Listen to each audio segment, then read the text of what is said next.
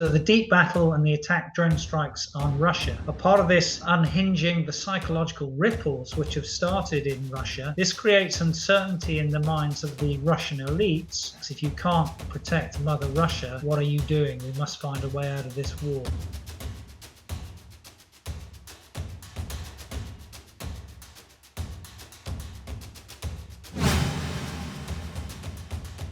Putin really had a maximalist objective from the off, and that was to re-establish lost territory and spheres of influence.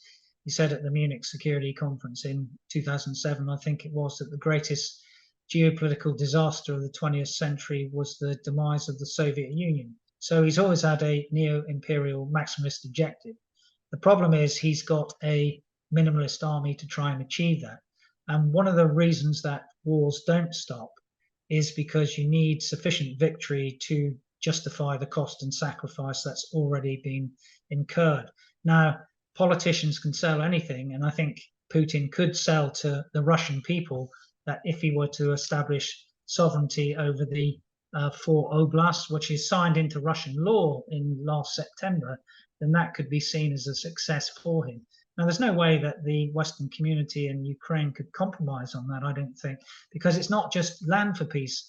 People often forget that the coastline there is also significant from a Ukrainian perspective. If you signed that into legislation that was now part of Russia, along with Crimea, you significantly alter the seascape and the EEZ, that is the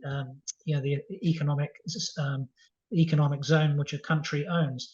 That would absolutely start to diminish the potential of Ukraine as a nation, particularly its export potential through its ports. And that was also why Russia had an objective early on of going through Kherson to capture Odessa and try and link up with Moldova and the Transnistria.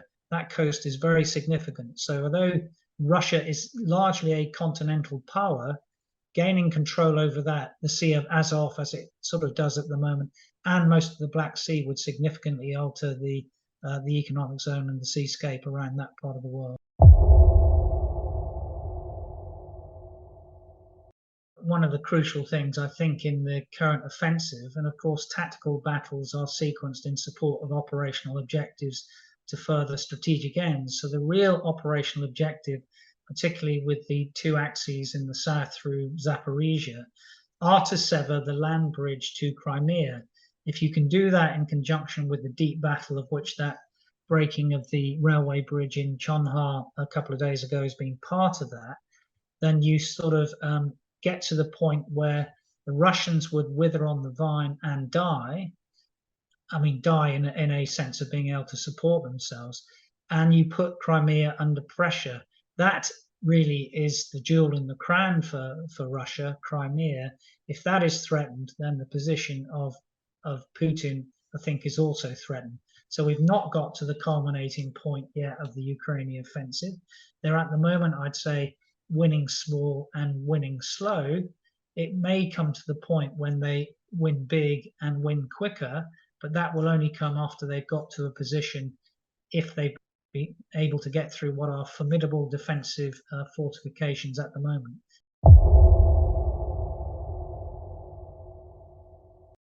If you say that Putin is open to peace talks, you always have to have some sort of descriptor before the word peace. So what do you mean by peace? What sort of peace?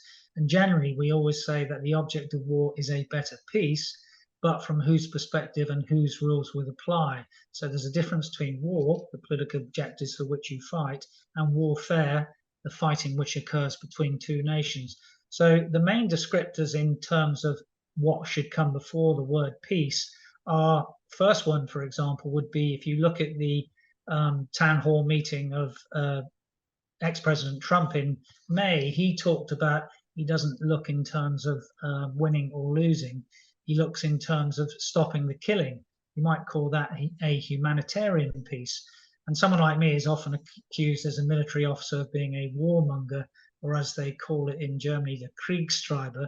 But Scholz was described as that recently. He reminded people that it was Russia that invaded Ukraine. So in terms of humanitarian peace, the problem with that So if you were to stop the war tomorrow with a ceasefire, it rewards the aggressor, that is Russia. The second one, which is really what Putin desires, is some sort of land for peace. That is, accept that the 4 oblasts and Crimea are ours. That's Donetsk, Luhansk, Kherson, and Zaporizhia, which they don't occupy all of them fully. That's where the fighting takes place. So that's land for peace. The problem with that is it also rewards the aggressor.